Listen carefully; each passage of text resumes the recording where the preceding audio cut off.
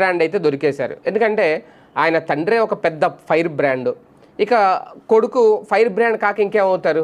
ఇప్పుడు అదే మచిలీపట్నానికి సంబంధించి కొల్లు రవీంద్ర వర్సెస్ పేర్ని నాని వివాదంలో ఈ మధ్య పేర్ని కిట్టు మాట్లాడుతున్నారు. ఆయన మాటలు, ఆయన వేస్తున్న సెటైర్లు, ఆయన పంచి డైలాగులు చూస్తూ ఉంటే ఎక్కడా కూడా తండ్రికి తీసిపోరు, తండ్రికి తగ్గ తనయుడు. మేబీ అందుకనేనేమో పేర్ని నాని గారు లాస్ట్ టైం ఎలాగైనా 2024 ముందు ఆయనకి సీట్ ఇప్పించాలి, ఆయన్ని అధికారంలో కూర్చోబెట్టాలి, ఎమ్మెల్యే చేయాలి అని ఆశపడ్డారు. ఎందుకంటే ఆయన లేని లోటు అయితే కనిపించకుండా, అంటే వైఎస్ఆర్సీపీ నుంచి ఆయన పక్కకి వెళ్ళినా సరే వెనకుండి పార్టీని నడిపించి పెద్ద తరహాగా వ్యవహారాలన్నీ చూసుకోవడానికి ఆయన ఎందుకు సిద్ధపడ్డారంటే కొడుకులో ఆ స్టామినా చూసి. పేర్ని కిట్టు తాజాగా కొల్లి రవీంద్ర మీద తనదైన శైలిలో కొన్ని కీలక వ్యాఖ్యలు చేశారు.